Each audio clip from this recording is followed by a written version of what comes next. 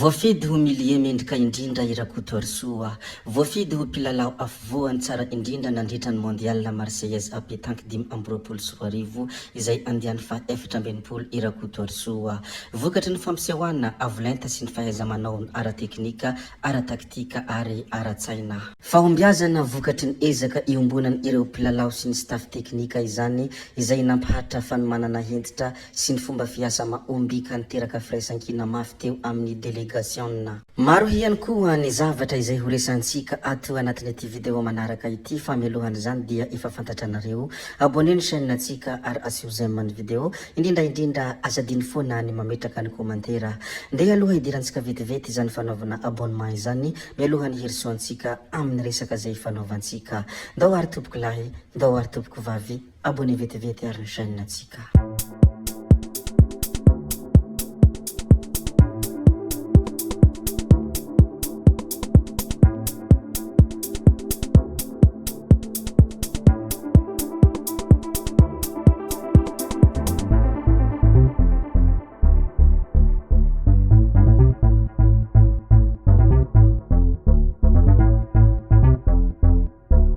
Hiresaka mikasika ny zavanisy tany Toliara indray isika ny andro omaly. Izy ty moa dia resaka fanoherana ny base Toliara. Fiara tsy mataho-dalana miisa 3 avy amin'ny base Toliara no nosakanan'ny fokon'olona tao tsy afanoky komina Tsiansiha, distrik'ny Toliara faharoa ny andro omaly tolakandro. Nandritra ny fivorina nataony ireo vahoaka manohitra ny fitandrahana fasimenty izay ataony base Toliara ny omaly tolakandro ny alakamisy 10 Jolay tao tsy afanoky no nandalo ireto fiara tsy mataho-dalana avy amin'ny base Toliara na mitairaka tao antoerana ireto.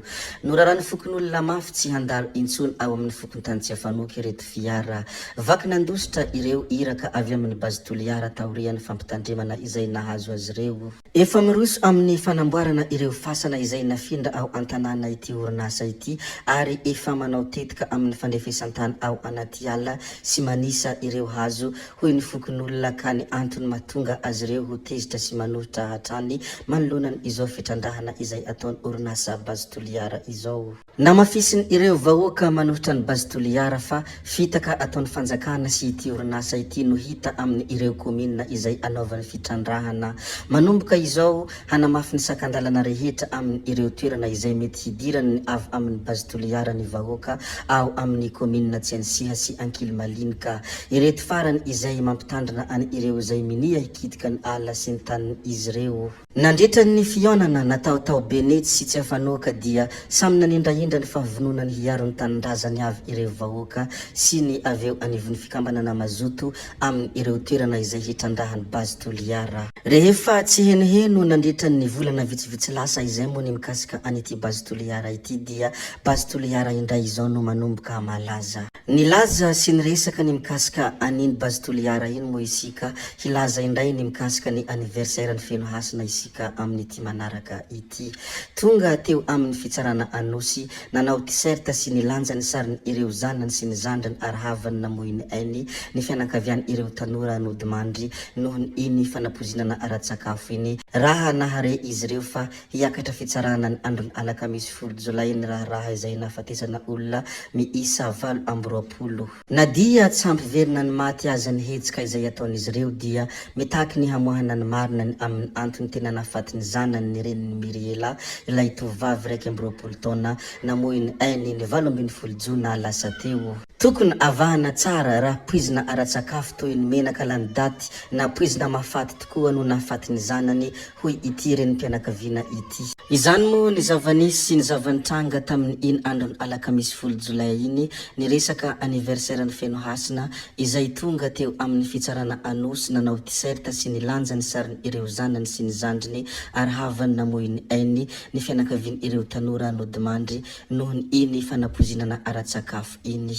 Koa satria avy ny resadresaka ny mikasika an'iny fanapozinana ara-tsakafo iny isika sy ny fitsarana teny anosy, ndeha ary isika hiresaka kely indray ny mikasika ny TVA 20 isanjato amin'ny zanabola. Nankatoavy ny filan-kevitry ny minisitra ny fampiharana fanaovana azy. Nankatoavy ny filan-kevitry ny ministra ny Andro Omaly alakamisy 10 Jolay 2024 tany Sainte Marie ny circulaire fampiharana ny TVA roapolo isanjato amin'ny zanabola ampiharina amin'ny ireo mpindrambola. Manankery avy hatrany izany taoriany ity fankatoavana ity. Voalaza fa tsy voakasika izany ny olon-tsotra sy ny microfinance. Rehefa avy nilazalaza sy ny resadresaka ny mikasika aniny TVA roapolo isanjato iny mo isika dia ndeha arisika ivadika kely any amin'iny route nationale la RND iny. Raha araka ny loharanom-baovao izay navoakany Joel Bensa mo dia any amin'iny route RND Amalona be iny camion iray no nihemotra amin'ny fiakarana nikatso ny fifamoivoizana ary misy parti afahany ireo fiara mandeha fahatery. Ny androany maraina izay vao mandeha moramora ny taxi brosy ny alaala tao Antananarivo sy Toamasina izay mbola tavela tao daolo. Izany moa ny zavanisy sy ny zavantranga tamin'ny iny route nationale iny koa dia ampahafantariko anareo kely izany zavananjo ny paraitanindrazana amintsika izay nampiasa aniny lalam-pirenena iny. Ny manaraka izay asiantsika resaka ihany koa moa dia resaka médecin colonel Patrick Rakotomamonjy. Mafy ny kiana izay nataony ity Patrick Rakotomamonjy ity ho an'ny Andry Rajoelina sy ny Andriamatoa Mamy Ravatomanga. Nanakiana mafy any Andry Rajoelina sy Mamy Ravatomanga tsy ho matinao aho tsy anareo mirahalahy Madagasikara hoy ity médecin colonel Patrick Rakotomamonjy ity raha nandefa hafatra mivantana ho an'ny filoham-pirenena Andry Rajoelina sy ny Andriamatoa Mamy Ravatomanga.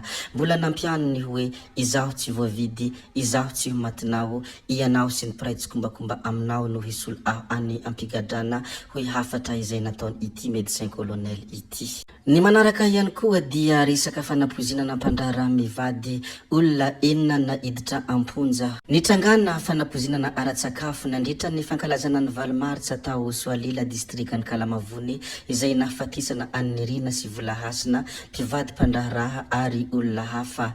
Narary tampoka ny ampitsony fety izy ireo ary maty tsirairay tamin'ny 12 sy 15 Martsa taorian'ny fitsabona. No hamarinina fa fanapoizinana no antony araka ny fanambarany fianankaviana olona enina no voarohoroka niakatra fitsarana tao fianarantsoa ary nampidirina amponja Vonjomaika, lehilahy 2 Antsiafaha, vehivavy 4 any Ankazondrano. Ampahafantarina lazaina ary zaraina moa ny mikasika aniny fanapoizinana iny, fanapoizinana mpandrara mivady olona enina niditra amponja izay zavantranga tany Solila distrikany Kalamavony moa izay zavatra nolazaintsika teo iny. Nadia mbola tia laza sy mbola tia zara zavatra be dia be moa izahay ato anatin'ity video anankiray ity fa aleo ataontsika amin'ny video manaraka ny filazana ny zavadrehetra izay tsy voalaza tato. Tompoko vavy sy tompoko lahy zay moa no namarana ny video antsika koa dia mankasitraka anareo na vitany haino hatramin'ny farany ary mbola manentana anareo foana ny mbola hanaraka ny video manaraka izay alatsaka iaty misesisesy zay fa tsy halavenay ny resaka hametra veloma izahay veloma vetivety fa tsy hoe akory veloma mandrakizay amin'ny manaraka indray no manao ny misimisi veloma tompoko lahy veloma tompoko vavy.